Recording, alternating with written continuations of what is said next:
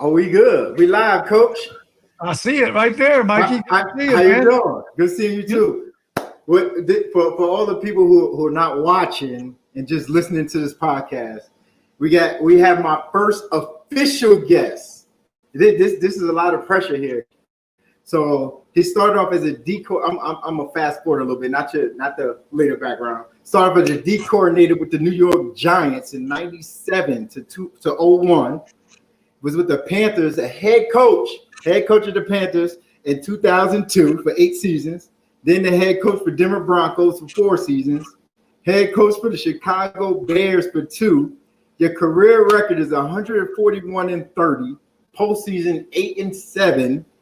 My number one guest, my favorite head coach, John Fox. What's up, boss? I gotta give you a round of applause because everybody not watching. Well, hey. Oh, you're the best, Mike. You know you're one of my all-time favorites. I think I told you that at Champ Bailey's Hall of Fame induction. So I love you, and there's nothing like the relationships that you build. Being in that locker room for that much time, and even for just one season, it's a heck of a way to get to know people. Yeah, no doubt. So I dug a little bit. So let me tell you, this is just a conversation. Like we just vibing. No, we just gonna let it go. Like nothing too straightforward. None of that BS. So if you mess around and fucking curse, it's okay. Yeah. Don't fucking worry about it, Mike. No doubt. So first of all, you got a birthday coming up in February. Yes, sir. 66. I'll be 66 years old, believe it or not. I don't feel it, but it's on my birth certificate. Yeah. Can't erase that one. No. So I didn't know you played with Herm Edwards. Yes. You played with him. I didn't know that. Like that, when I was reading and I saw that, I said, what? That can't be right. You played. How was that? Tell me about that experience. You got to let me know about that one. Well, you know how it is, man. You go back, man. You're young people. I mean, guys, all the white guys had the long hair, and all the brothers had the fros. But we were very close. We had a close team. We had a lot of success there at San Diego State. Herm was a really, really good player. He was a transfer from Cal Berkeley. We're still super, super close friends. My wife and his wife are friends. He's down at Arizona State now, doing a great job, and we've been buddies for, I don't know, 50 years now. Yeah. Did you play? You play safety? Yes. And Herm was the corner. Yes, exactly. So did y'all have any problems, any communication issues? Because it happens in the secondary. Oh, no doubt. But I'll never forget, we played BYU, and we lost 8-0, believe it or not. Well, the way the 2 points happened is there was a play on the goal line. In fact, the tight end was Brian Billick. They threw a pass. It got tipped up in the air. All right, I intercepted it in the end zone, and Herman's yelling at me to the outside of me. All right, so like a dummy, I lateraled it to him, and then he got tackled for a safety. That's how 2 of the points happened in the game. But Herman's nickname in those guys was Herm the Germ, because he did enjoy talking. Herm the Germ. Yeah, he looked like. Oh, what was that? Crash. All right, because I like crashing into people. Hold up. You said flash? No, crash. Oh, crash. Oh, there was no flash. Hey, Mike, there was no flash in my game. You straight hitting people, huh? Straight up. Yeah, I like running into people. That's for sure. Hey, tell me your best hit. Oh, you ain't got to think too hard. We all remember our biggest hit, Coach. You just got to go back too far. It's all good. Take your time. Unfortunately, it was my junior year, and it was on the sideline. We're playing Long Beach State, and oh, Lord have mercy, I can't remember the back's name, but I came up and drilled him on the sideline. It was our sideline, so people got a little bit excited. That was probably my biggest hit. Oh, okay. I hope you can pull that up. I'm going to try to pull that up real quick. I don't know if they had film back then. I'm just kidding.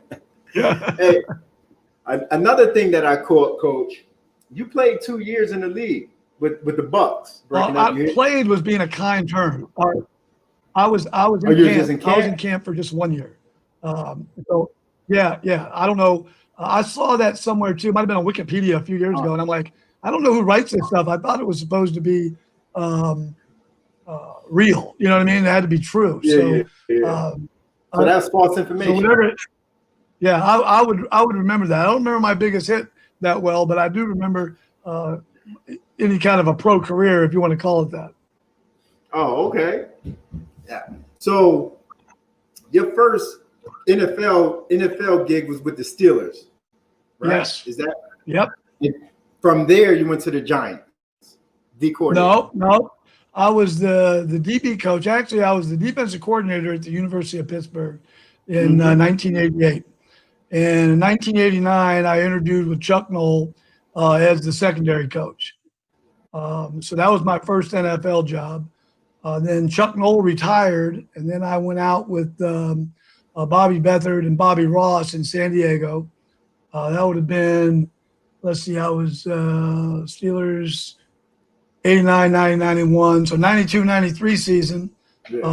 I was So you went back home, basically. Yeah. Yes. Okay.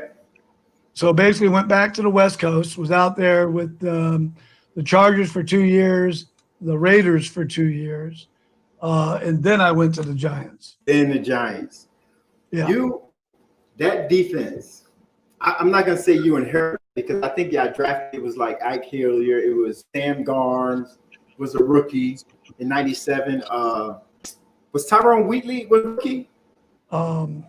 Yeah, so when my first year in 97, defensively, they had been a pretty good defense, but we had a really good year in 97. In fact, our offense struggled that year, and we got a lot of takeaways in 97. And that was really how we made the playoffs and, had success that very first year. So had a bunch of good guys. Yeah, Jason Seahorn. Sam was a rookie 5th-round pick out of Cincinnati. Yep. Tito Wooten. Yeah, Tito Wooten. Felipe Sparks. Felipe. I think it was 17 turnovers. Yes. Between plus, we had more than that in takeaways. We were plus 17 in the turnover margin. I think we had about 35 takeaways. Yeah, not including the forced fumbles and the fumbles, right? Yes. But yeah, with the I saw Sam Garnes only had 1 pick. Yeah, we had some big safeties, and Sam was more of the old classic strong safety, played 3 buzz. He'd be the fill player on run support, and now he would unload on you. Garnsey would hit you. But you had a young Strahan too. I think you had 14 sacks that year. You had a young Strahan. Yeah, that was when he was a 2nd-round pick out of Southern. And he was he didn't have a great year his rookie year, but he got really good really fast. And actually, he still holds the single season sack record. That happened a couple years later, I think at 22. Oh yeah, he did. So that's still the NFL record, and nobody's come really close yet. Yeah. Hey, Coach, tell me this: what's your favorite wine? What you drink? I know you're a wine guy. We skipping around like we just talking. All right. Well, we ain't got to keep everything. I've got kind of a new favorite. Robin and I, my wife, flew out to a friend's 50th birthday party out in Napa a year and a half ago. And one of my restaurant buddies here in Charlotte told me about a winery called Con Valley. And so we went out to visit this vineyard, and we sat with the owner, Todd Anderson, and his winemaker, and my wife and I in one of their caves, and drank every wine they had from about 11 o'clock in the morning till about 4 o'clock that afternoon. And he has a specialty vineyard, and it's called Ghost Horse. And that's my new favorite wine right now, Mike. I've had a few along the years, but that's my new favorite one over the last 2 years. Say that again. Ghost Horse. Ghost Horse. Yeah. Oh, Ghost Horse. Okay. I got to try that because I'm a wine guy myself. I like red blends. Yep. So right now, this one I'm on. Hold on 1 second. All right, hold on. You're not going to get a bottle, are you? Absolutely. This is my show. I love it. I love it. I love it. And I'm proud to be your first guest. That's what I'm talking about. I got the Camus. Yeah. I like Camus. I like Camus. Yeah, this is my favorite right now. Yeah. Let's see what else. Well, I like a lot of the Napa wines. Camus is good. Blends. Opus One's a good blend. Opus, yes, I like that. Yeah, it's not cheap. All right, it'll put a hole in your pocket, but it's but it's a very good blend in my opinion. But Camus you can never go wrong with. They're a great winemaker. All right, so we got a commercial break because I'm sponsored by Camus. So I'm about to go get a glass right now and just take a sip real quick. And then we'll be back in the. No, I'm just kidding, Coach. I need a sponsor. I was gonna say, if Camus was your sponsor, you should have told me that pre-show, and I would have said that was my favorite wine. Send you some too. Oh man, so coach, but being a head coach, right? Right. Matter of fact. What do you miss most about coaching? What do you love most about coaching, and what do you miss? Well, I think I miss the relationships, and like I mentioned at the top of the show, those are the things that you really miss because you get close to people from all different walks, all different backgrounds, and you're all in it for a common goal. And I think you mentioned what I miss about coaching is taking young people and really all having a common goal, and that's to win football games in the National Football League, which is very hard. And you have your own area, whether I was a defensive back coach, just my unit, or whether I was a defensive coordinator and just that side of the ball. And then as a head coach, motivating everybody, whether it's offense, defense, or special teams. And really just teaching them how to be, do something that's very hard, that actually can be harmful to your health, and do something for somebody bigger than yourself. Doing it for the guy next to you, doing it for the other side of the ball, doing it, instilling that type of character in the young people, I truly, truly miss. And you know what? Just to piggyback, Coach, and when you think about the climate today, like all the racism and everything that's going on, it really doesn't matter in football. We're in that locker room, black, white, purple, Chinese, whatever, Chinese. It does not matter. Like you just said, we all got one goal, one purpose, and that's to win. Like nothing else matters. Right, and that's the beauty of it because that's the only agenda. Sometimes in regular life, people have all kind of agendas. And, I think that's where some of the social things that are going on now, not that it can't happen in a locker room, but I got to be honest with you, I was blessed. I never felt it. Whether you came from money or didn't come from money, whether you were black, whether you're white, whether you're Hispanic, whether you're Asian, it didn't matter. Look, a little bit like the military. My dad was a Navy SEAL, and I learned that at a young age that, hey, look, all you cared about is that guy next to you had your back. Mm-hmm. And it didn't matter where they came from or how they were raised. It's just you built that bond with that guy next to you, whether it was in the locker room or on the field. And, that's the relationship that I don't know that you get in everyday other life. You don't, because I haven't lived it. I've lived football, and whether it was at college level or high school playing as a little kid, or Pee Wee League or whatever it was, I never experienced that other than the great relationships. Yeah. And just to go back what you said about relationships. So on my last podcast, I mentioned something like about Mangini. So I thought when I was with Mangini in Cleveland, I thought he was one of the smartest coaches like I've been around. I think that was my fifth year, but haven't been around that many coaches, NFL coaches. But I thought he was just smart. The way he dissected the game, the way he tell you to play things, and he just knew. You know, that's that Belichick tree. But Right. I just thought like he didn't have that personability. Like he wasn't personable. He was the type of guy, he would walk right past you in the hallway and won't say anything to you. He won't. But if you go up to his office behind closed doors, how's your family? How's everything? And he's Yep. all about that. But like when he's downstairs, everything is just business. Well, you know, Mike, go ahead, finish. I'm sorry.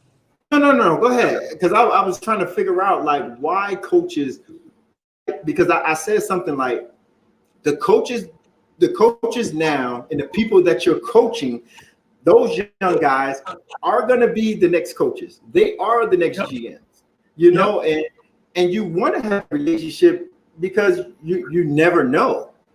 Not that you might need them or that you probably don't ever need them. Well, I think like a lot of people in life, you learn from people that you worked under and you worked for. That's where you get a lot of your experiences, especially when you become a head coach for the first time. I was really blessed to be around a lot of great people. And I go back, you know, my first NFL head coach was Chuck Noll.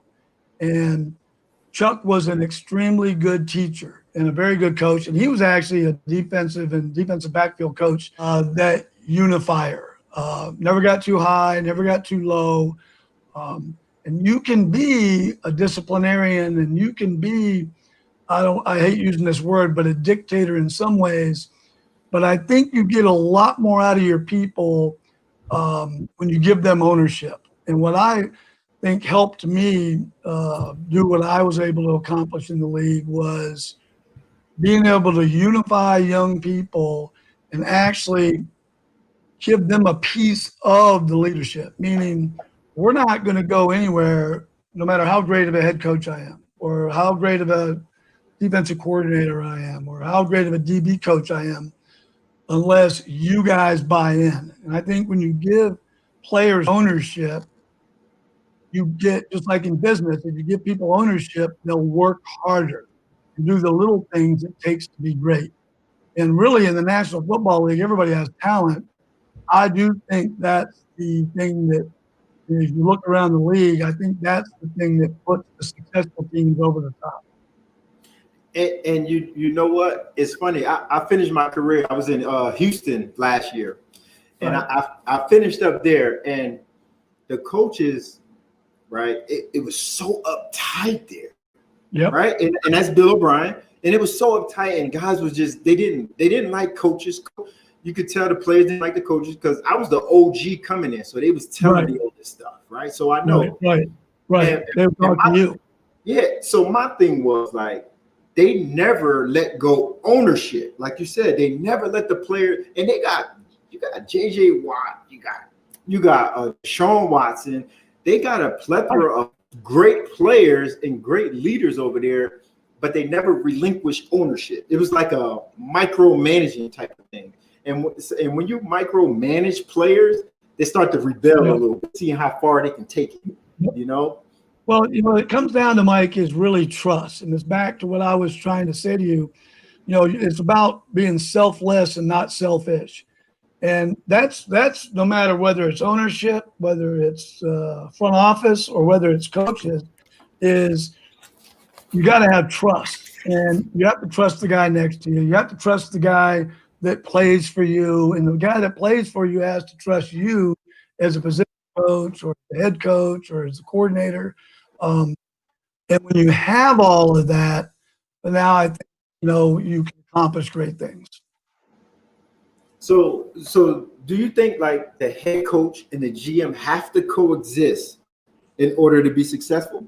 Like, what if a head coach or vice versa, GM don't like the head coach don't like the GM? You never hear that, but you know, it's in the league. It happens a lot. You can tell. Players. It's a little bit like why a lot of college guys don't leave college now to go to the pro football. A good friend of mine, Nick Saban, I've known for 30 years. You know, he dabbled in pro football with the Dolphins.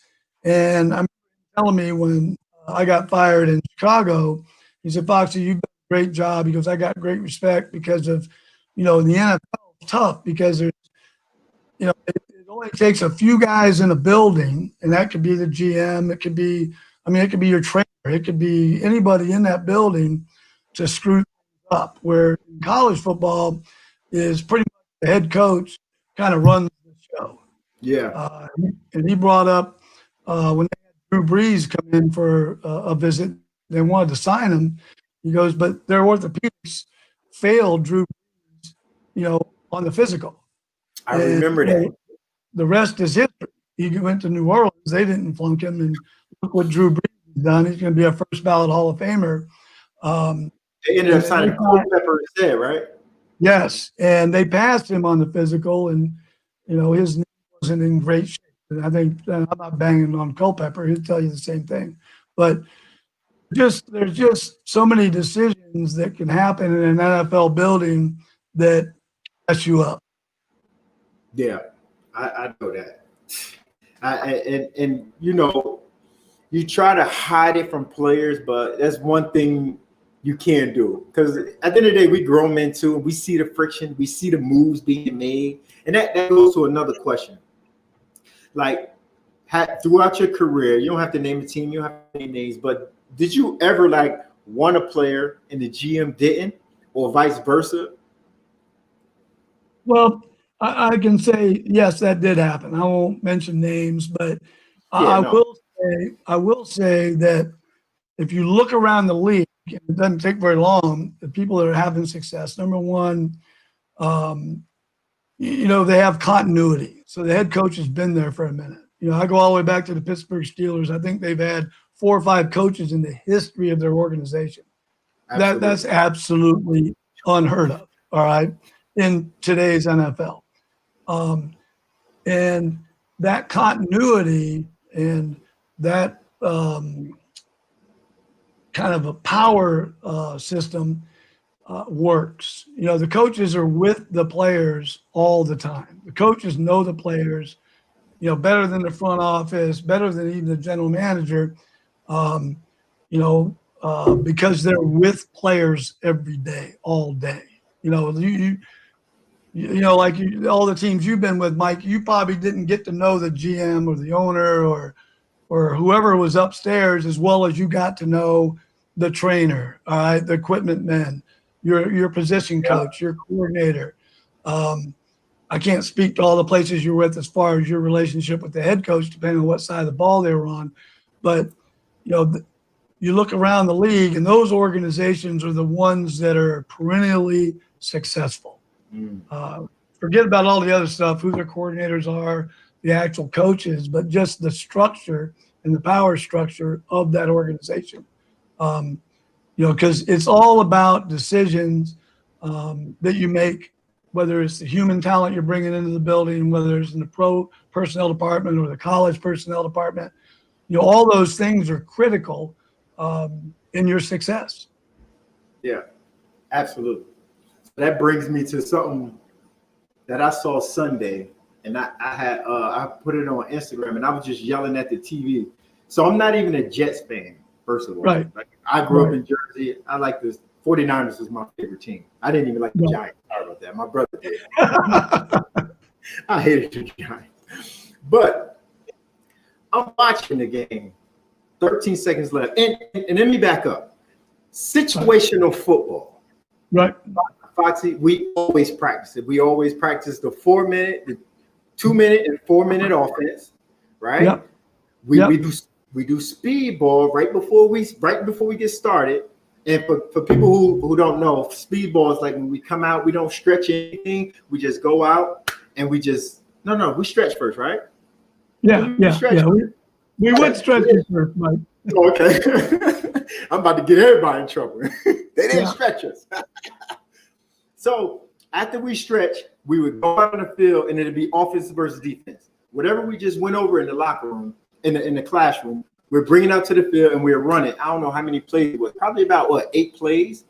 Yeah, between 8 and 12, depending on what time of year. Yeah, about 8 to 12 plays that we run. And that simulates coming out of halftime, correct? Yep. And that's simulated coming out of halftime. So that's like or to start the game. Or to start the game.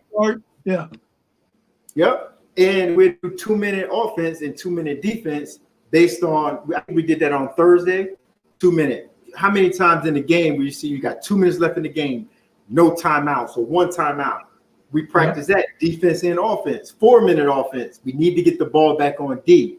The offense need to get a first down to win the game. And in this situation, 13 seconds left, the game is on the line, and you play zero coverage. Now, I'm not the defensive coordinator by any means, but if I was in a huddle, I'm changing the call. And I would, and I've done that before when I was with the Colts. I changed the call before, like me, Darius Butler, DeQuell. We would talk about it, we changing it. We don't like it, we changing it, and they like that because we took ownership, right? Yep. But I get the Jets, right? They probably don't have that leader that had the stand and the power to do that. So they probably didn't have the opportunity to change the call or could change the call, period. So my question is, do you know, because I don't want to implicate you in any way, but like I thought it was a bad call. I don't know. I know what you probably would have called. You probably would have called me. It would have been quarters back because I think it was on the fringe area. It wasn't enough to like it, but we would have been at the goal line, right? Quarters back, I think we had, and maybe Hail Mary. What do you think, Coach? I know everybody involved. I know the head coach. I know the guy that got fired. I got to say, I coached, for a lot of years.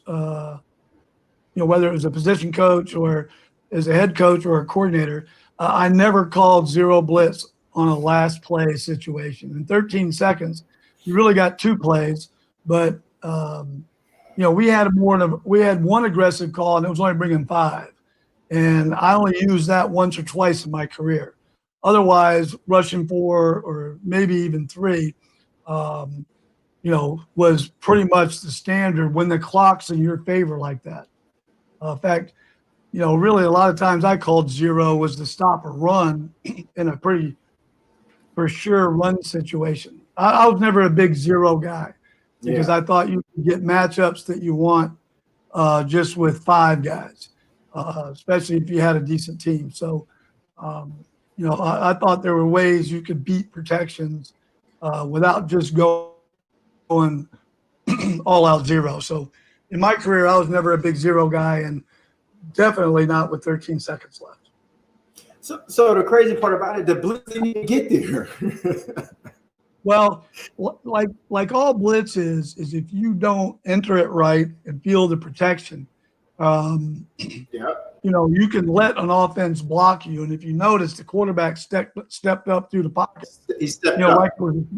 Like it was a 3 or 4 man rush because the blitz, the guys got taken out of their gaps on the blitz. And so, really when you bring 7 guys, all right, you should come home. Somebody got to come home. Yeah, but when you don't have good gap definition, then, it doesn't look like a blitz. It definitely did because he stepped up, and I'm like, it's no way, zero coverage, you get to step up. You got to get that ball has to come out right now. If it don't come out right now, somebody's in trouble. Right. They used to tell us, exactly. If the ball don't come out right now, hold on to your ass. Yep. So that's when you do run zero, it better come out fast. And so if you practice it enough and you can get the right protections and you understand how to, good gap integrity, you should have a free man, and they didn't. So you got a game that stick out in your head that you would like to have back, or one game that you was like, you know what? Well, twofold question. Okay. One game that you would like to have back. Well, I would go back to our 2012 game against Baltimore in Denver, and basically, we got to have that game won. It's 3rd and 3. And it's not even a Hail Mary. You can't run a Hail Mary from the -30, technically. And they weren't even in a 3-by-1 set. It was 2-by-2. I remember it like it's yesterday. It It was less than a minute to go. They got no timeouts, and they just run all go. It's 4 up, 2x2 set, all go.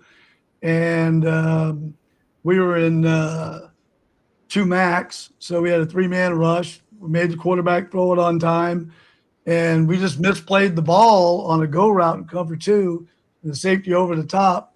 And we didn't lose the game on that play, but they tied it, and then eventually we lost that game, and they really went. The Ravens went on to win the Super Bowl. Yeah. I remember like yesterday too. I was hoping you wouldn't say that game. Yeah, that was. Yeah, Flacco stepped up too. We had another one, the Giants against Minnesota Vikings, and like 3 things had to happen for us to lose that game. It was the first round of the playoffs. Could have been the divisional round, but I think it was the wild card round. And it was in Giant Stadium, and they had to score quick, which they did, and it was before replay. And really, Moss was out of the end zone when he caught the ball, but they didn't catch it. They had to recover an onside kick, and they did. And then they went down and kicked the field goal to beat us. But we were going to go to Green Bay, I think, the next week. And most of the people in the stadium were thinking, yeah, we're going on to Green Bay, but not so fast. Those were 2 that come to mind right off the top. So those are 2 games you would like to have back. What game is you most proud of?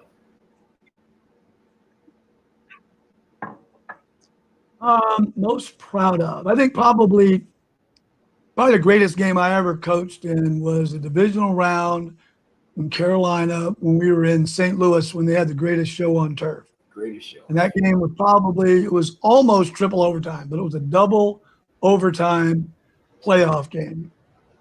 And that game was won or lost about 4 times. And just the fight that it took. And I'll never forget, it was 3rd and I think 12, and we ran we call it an X clown against cover 2, and it kind of it looks like it's going to be a 7 route, and then it breaks back to the post, and Jake Delhomme hit Steve Smith on about a 78-yard touchdown pass to win the game in overtime. Okay, I like that. That was an exciting one. So you know what's crazy? I asked you those 2 questions. You didn't mention the Super Bowl. And you went twice. Say again. And you went twice as a head coach. Yes. So the first time it had to be a heartbreaker because I was in college. I was in college watching that, and I had an Isaac Bruce. I said Isaac Bruce shirt. I did have an Isaac Bruce jersey on, but I was rooting for you guys so bad because I was a Steve Smith fan. I'm like, right. This guy named Adam Vinatieri comes along. Well, what happened on that is on the kickoff with, I think it was just under 2 minutes. We kicked the ball out of bounds. So not only did we get it to not at the 20, we gave it to Brady at the 40. And all they needed was a field goal. And they went no huddle. In those days, you didn't have the defensive coach to defensive player headset. So we were signaling, and in hindsight, looking back at that, I'm pretty sure Tom Brady knew every coverage we were in on that drive. Not to take anything away from them, you still have to execute. But anyways, that loss was a hard one because our guys. We won a lot of close games that year. They called us the Cardiac Cats. We had a great bunch of guys. I just did a podcast with them about 2 months ago with that team. And like all great teams, you got great people. And with great people, you can accomplish great things. And we just came up a little bit short. Yeah. And then the other Super Bowl? Well, that one you were part of. I really did feel like we were so ready to play. I did too. We were missing some weapons. I mean, that year and through the playoffs, we lost Von Miller, Chris Harris didn't play in that game. Derek Wolf didn't play in that game. Derek Wolf didn't play. Yeah, I mean, we were missing a lot of dudes on defense. A lot. But we just, we turned the ball over too much. I mean, the first play of the game was a safety. That's never been done in history. With the snap, Manny Ramirez snapped it over Peyton's head. Coach. Yep, I'm here. Coach, all that money you got, we got to get you some Wi-Fi. Well, I actually have Wi-Fi, but I have my daughter and my son are in town. And so I came up here to escape the noise. Oh, okay. Because I'm going to say you got too much money for that stuff, bro. Don't be doing that. No, we have on my podcast. I have those little. Come on, Coach. Be a pro. I have those little things that have that boost Wi-Fi, and so there's one in here somewhere. Must not be working very good. So it was perfect. Now be a pro. Come on. That's right. I'm looking at that. So, for being a head coach, the last I don't know how many years. What 14 years? 16 years. 16. Yeah, okay. 9 in Carolina, 4 in Denver, and 3 in Chicago. Yep. So, first of all, are you trying to get back in? And if you are, I wonder, because you've been a head coach for so long, would you want to be a D coordinator or would you just be a head coach now? Mike, for me to get back in it, it would have to be with people I know and trust. I don't care about the position. I just know I could be of help to somebody in some way, whether it's evaluating players, evaluating what we're doing, practice schedules. I think when you look even now with COVID, I think the people that are doing the best job are the people that have continuity and that kind of know their players know each other. Because with this COVID stuff, I mean, it's been hard, as far as building those relationships and, doing that virtually is just different than doing it in person. So I think what you're in some of is teams that have that connection, better teams that don't have that connection.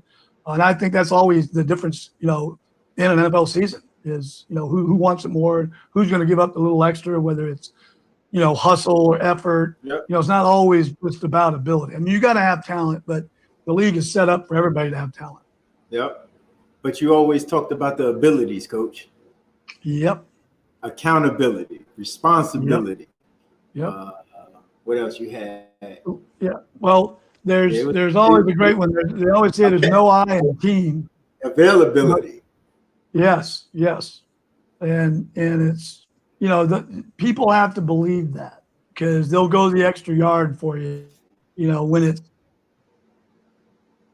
So let me ask you a question, Mike. What are you up to? This is your first podcast. How are you doing these days? I'm actually doing great. Spending time with the family. I'm into construction now. I built buildings. I got one building in North New Jersey that I built, and I got 2 more that I just got approved for that I'm doing.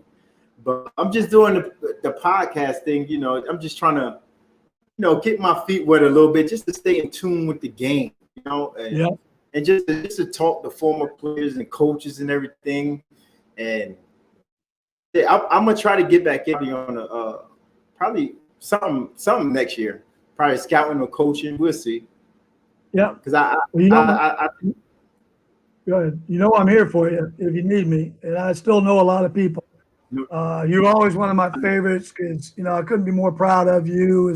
I'm gonna repeat it, but what I was gonna say is I'm very, very proud of you. And look, when you meet young guys in a locker room, and again, you were always mature and you always had you had it going on. You were never a problem child by any stretch, but it doesn't surprise me at all of all your success with the building and life after football.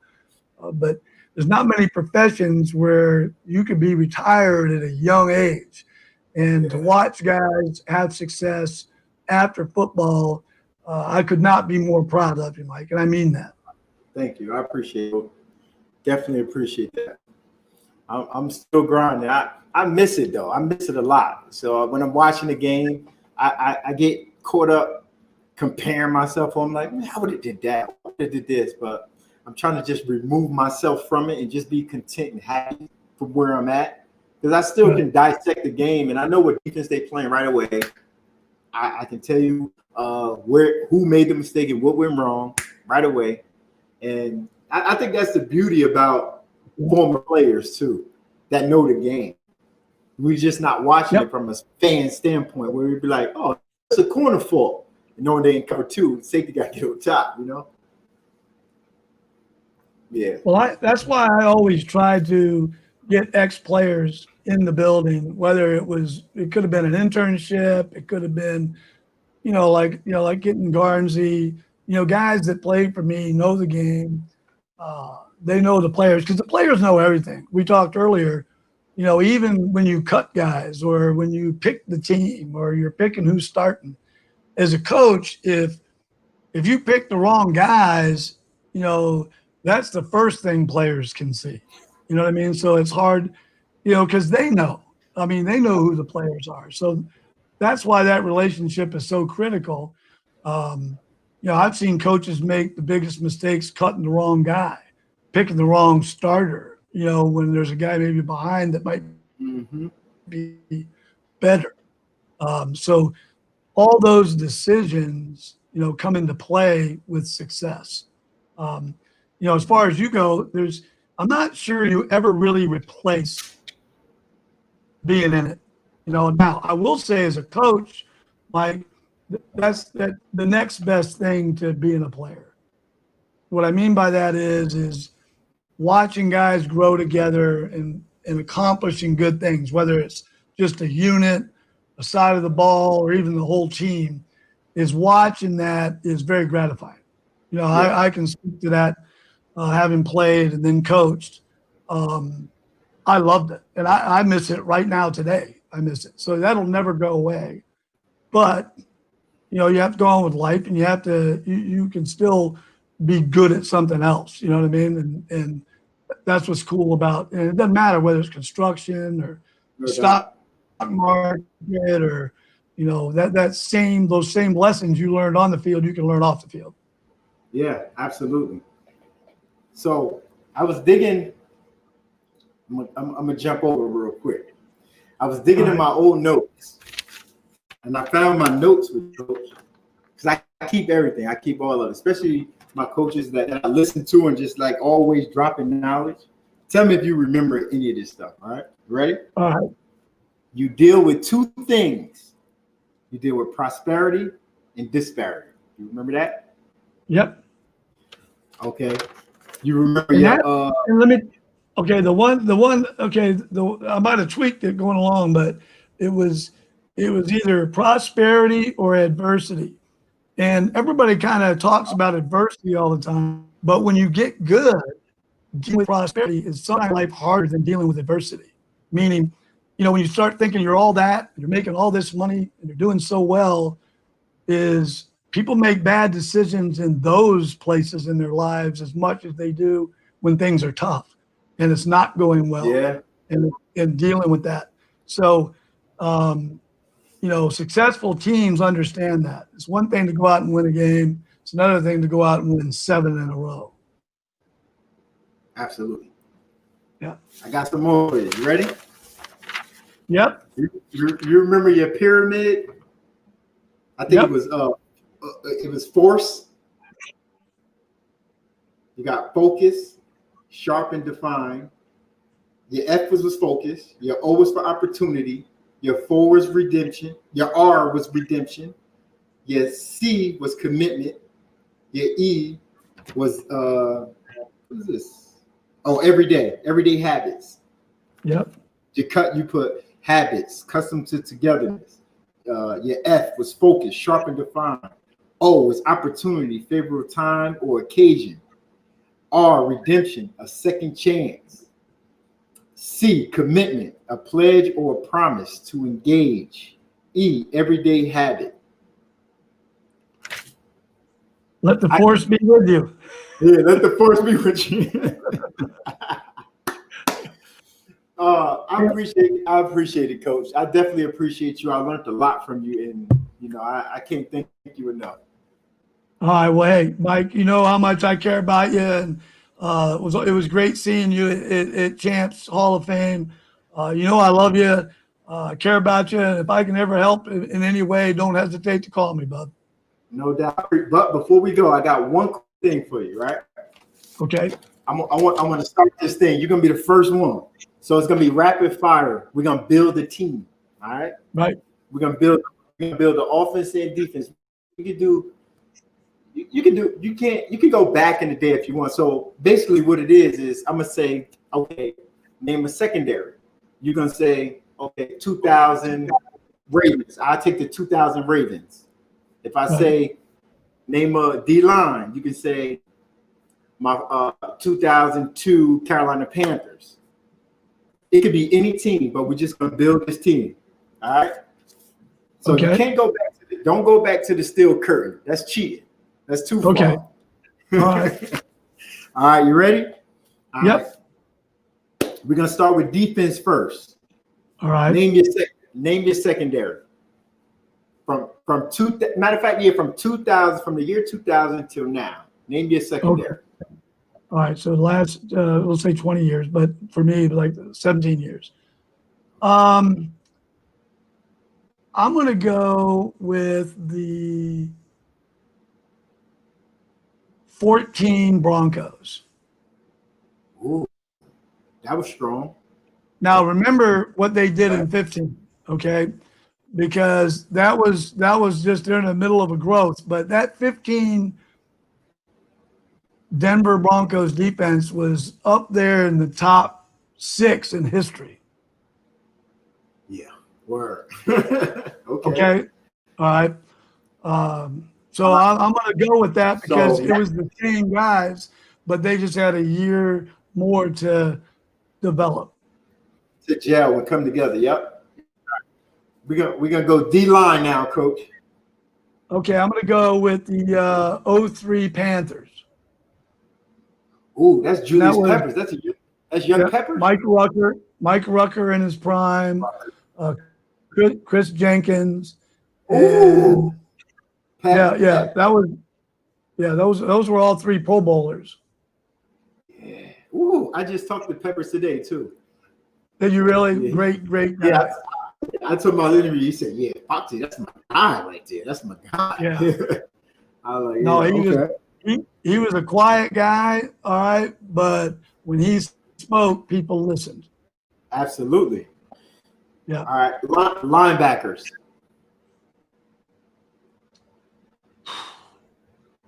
Wow.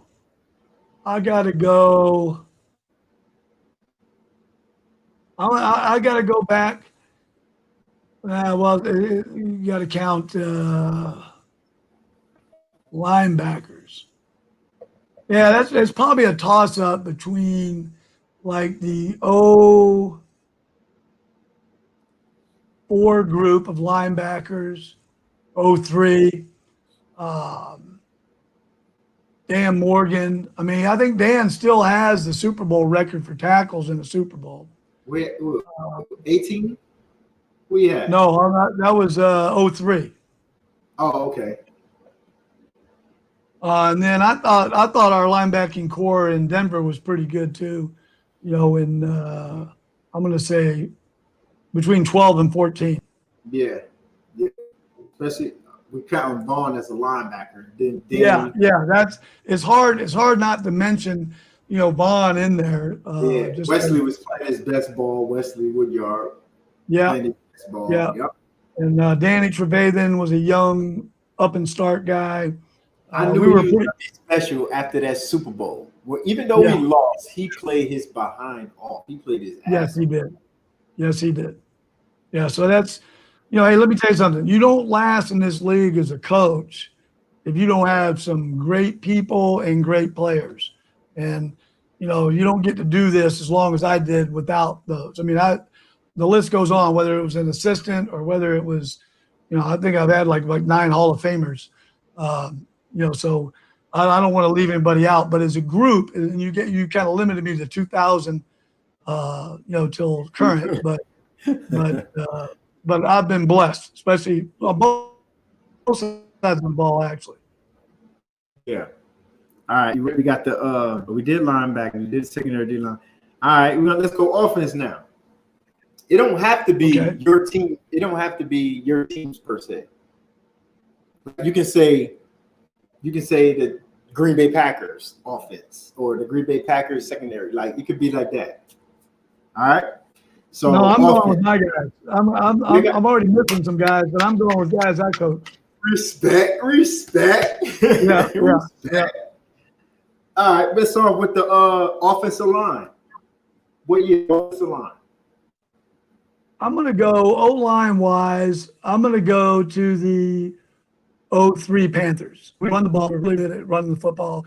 It set up all of our play action, and that was a pretty talented O-line. And you don't get to do the run game, or really you don't have a good offense until you start with the O-line. Okay. All right. So who's running behind that O-line? Running back. I'm going to say probably the best combo. We had really two, Deshaun Foster and Stephen Davis in 03. And then soon after that, we had D'Angelo and Jonathan Stewart. So my whole career in Carolina, that was basically our four running backs. Not to slight anybody, but because we had fullbacks as well. But those are hard guys to beat at running back. Yeah, they were some dogs right there. All right, so with that being said, QB. Don't say Jimmy Clausen because I won't let you. Look, I'm going to tell you, a close second was Jake Delhomme. Jake, I like Jake. I don't know that he had the pedigree that Peyton had and all that stuff, but as a leader and as a guy, we won a lot of games with both of them. I mean, Peyton still has the single season touchdown record, so I got to say Peyton Manning for sure. Yeah, no doubt. So who is he throwing to? What wide receiving core? This is gonna be hard for you. Well, I'm going to go back to. I don't want people to forget Musa Muhammad and Steve Smith either. My Carolina bunch. Those guys. Ricky Pro. Yeah, those guys were special. Yeah. But Decker, DT. Emmanuel Sanders we brought in. We had some weapons. I mean, even with Peyton Manning, let's not forget Peyton wasn't a rookie anymore either. He came off a bad neck injury, did all the rehab work to get that done to really rejuvenate his career, and went on. I wasn't there, but he won a second Super Bowl trophy. Even after Indianapolis, but you don't do that without some really good weapons, and all those guys were tremendous. No doubt. But Coach, that's it. I appreciate you coming on the show. I appreciate you being my first guest. I appreciate you mentoring me, helping me out throughout my whole career. I know if I call you picking up the phone, if I text, I'm picking up. Can't say that about most people nowadays. I got another question. Before I end this. Okay. Why is it that I love this conversation. My bad, Coach. No, that's good. Yeah. Why is it that when you said, "Hey, call me if you need anything, text me if you need anything," you was by your word. You would hit me right back. Whatever it was, you could do what you do. It's some people out there that say the same thing, but when you call them, they don't pick up. Like when I was playing, I could call any coach ever. They'd be like, "Oh, hey, what's up, Mike? How you doing?" As soon as I retired, they looked at that phone like, "Oh, nope." They don't even pick up. What is it behind that? Because I know they're not that busy because I know head coach's schedule. I got a master's in football now, 16 years. It's really the sad part about the game, Mike, is, I remember playing in a celebrity or golf tournament out in Tahoe every year. And I ran into Steve Young and Tim Brown. Both played for me that I hadn't seen in 15 years. And it's the sad part about our game is, and I'm talking about seeing them. I'm not talking about returning calls. returning text. I've always been good about that. But it's when you're out of the game, it's like you're almost forgotten. And it's it's a sad thing actually, if you're not in it. And I think it's the thing you miss the most is those connections and those people. That's why it was so great seeing you, in Champ. I mean, I hadn't seen Champ Bailey since he played for me. And now I'm at his Hall of Fame ceremony. Now that's sad. I mean, think about that. It was a guy that I know we had a relationship, but Yeah. but now if he's ever texted me or if he ever called me, I always answer. That I will say, and don't lose that because that's big. But it is the sad part about our game is you losing touch with the guys that you were so close with. Word. Well, on that note, you heard what the man said. Yeah. Be a pro and call back. Be a pro and get together. Be a pro. Yeah. Hey, appreciate you, Coach, for coming on. I appreciate your time and everything. We're gonna link up. We're gonna play some golf together because I'm getting better now. So we'll play some golf. Thing. Hey, have fun down in Florida, Coach. I know you got a flight tomorrow. Have a safe flight. I will, my man. You said remember. Love you, Mike. Be good. No, you were saying something. You went out. Yeah. No, I was actually saying that. Remember that I'd make you guys go play golf in that team golf tournament, so you learn a lifetime sport. Yeah, you did. I remember that. I couldn't hit the ball with a lick at that point. Let's do it. I'm like, man, I don't want to go golfing. I'd rather be home. Where you going? Now I go all the time. I would love to go. Now you know. Yeah. Appreciate you, Coach. All right. No doubt. Love you, brother. All right. Be good, Mike. Thank you. Yes, sir. That was Coach Fox, ladies and gents. One of my favorite coaches. He taught me a lot throughout my whole career. Even though I played against him and he coached me for 2 years, he was one of the coaches that had the most impact. And being in Cleveland for 5 years, being everywhere else, he was one of the coaches that, he'd pick up the phone. He would text right back. I got a couple coaches like that, but Coach Fox is definitely my favorite, and I definitely appreciate him for everything he did. But I want to thank everybody for tuning in, coming in and joining me as my first official guest, and the first official guest was Coach Fox. Thank him for coming on. Well, I'm Mike Adams, Be a Pro podcast. Don't forget, ladies and gents, be a pro. Pops 29 out.